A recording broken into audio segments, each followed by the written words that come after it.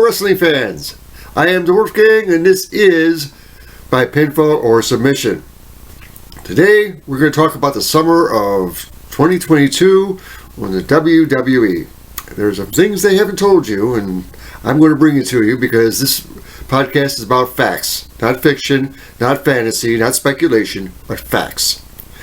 So before we get to it, we're going to take a little step back in time.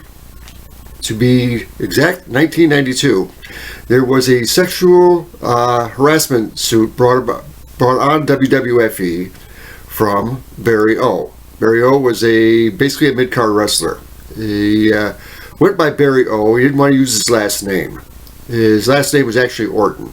His papa was Bob Orton Sr. His brother was Cowboy Bob Orton Jr., who was the protege of Roddy Piper in WrestleMania 1. Bob Orton Jr. is also the papa of Randy Orton. Now, he risked his entire wrestling career by bringing this forward, because in wrestling, you didn't talk about what you saw. So he risked it all to bring this forward. Now, back then, they didn't have the internet, they didn't have any websites or social sites where you could discuss things like this. Instead, they had talk television, which is daytime television, basically between 12 noon and 5 p.m. Now, the king of daytime television was Phil Donahue. Phil Donahue dedicated an entire show to the WWFE scandal. Now, on one side was Junior McMahon. And I called him Junior because, well, there's two Vinces. Now, the old-timers, they either called him Vince Sr., Vince Jr., or Big Vince, Little Vince. So I decided to call him Junior, because he hates being called Junior. Hates it with a passion. If you ever see him step out into an arena and you have a chance, start heckling with Junior, Junior, it will unnerve him. Whether he shows it or not is yet to be seen, but it will bother him. So anyway, there's Junior McMahon on one side, Barry O on the other side, and they had two other personalities show up. One was Bruno Sammartino Sr., and the other was Superstar Billy Graham. Now, Bruno and Superstar were champions for Vince Sr. Now, Junior worked for Vince Sr. And I'll give the man his credit. He paid his dues. He did all kinds of ugly jobs in wrestling. He did play-by-play announcing. He did interviews.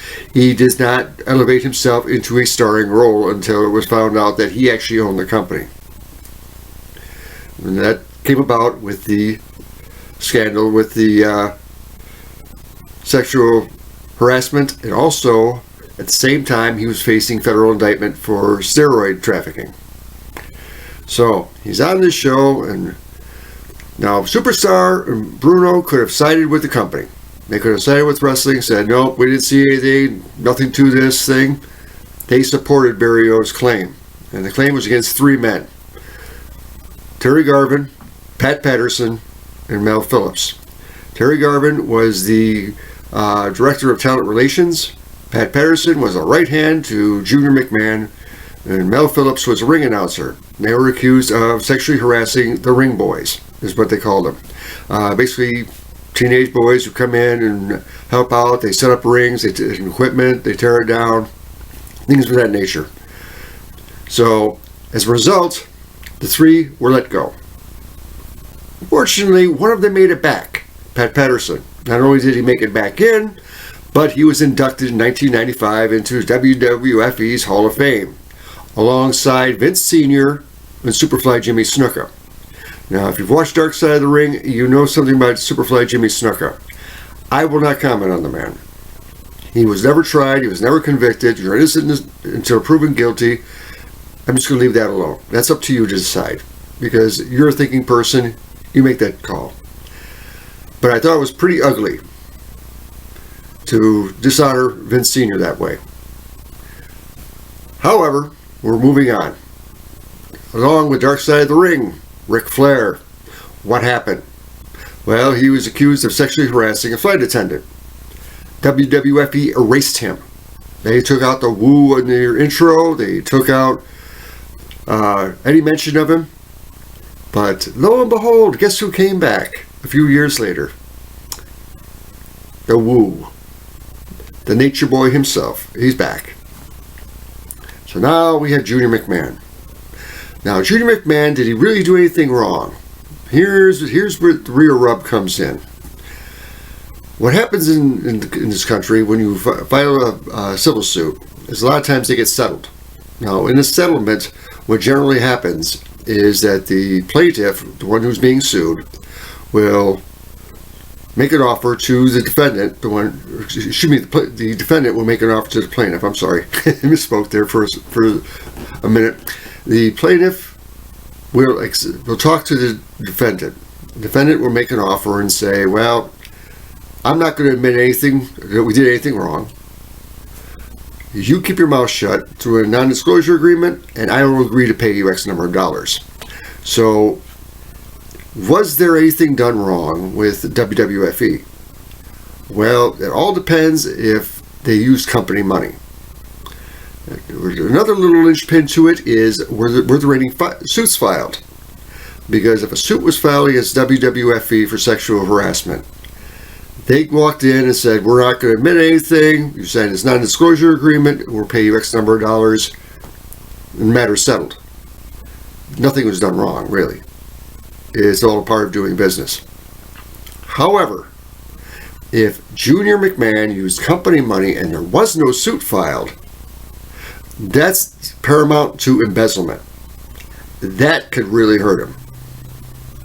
But I'll tell you something, it's going to be one thing to charge him, it's another thing to convict him, because there's two things Junior McMahon is good at. One, he hires smart lawyers, and two, he can entertain a crowd. It doesn't matter if it's a crowd in an arena or a crowd in a jury box. He was acquitted of his trafficking charge for steroid distribution. The feds thought they had him dead to right. They were wrong. So, as far as the law is concerned, he was innocent. I'm not going to say anything about the man. But there you have it. That's the whole scenario. Now they have, one thing that really questions that I develop as being a long timer in wrestling is there is a difference between being in the ring and actually running the operation. So now Junior McMahon made it a family business. So he had Stephanie take over as acting CEO and acting chairwoman. Where was Shane? Shane is in his bloodline. Shane's worked with the company. Why wasn't Shane invited to the party? There's a question for you. Linda McMahon. She's his wife. She's no dummy. She worked as a secretary of Small Business Administration under President Donald Trump. Clearly, she has some smarts to her. Why wasn't she asked to help run the company? Very, very peculiar. So it makes a lot of people believe that maybe he's going to run it by proxy. Maybe Stephanie's the only one who will carry out his wishes, verbatim, without questioning. Who's to know? That's for you to decide. I'm going to present you with the facts. I'll give you a few questions, and there we go from there. Now, this podcast will not be every day, every week necessarily. It will be when it will be, because what I like to do is research some facts. I'm going to give you facts. I'll lay them all out for you. I'll let you make the call, because I believe that you are smart enough to figure it out for yourself and do your own thinking. What I will try to do is provide you with enough information to sound intelligent when you do talk about it. That's how I do it. That's Wolfgang way, and I hope to see you again. So if you enjoyed this podcast, click on likes, click on subscribes, notifications, whatever you have to do. Another podcast is coming, and I hope you'll be there with me. Till then, we'll see you.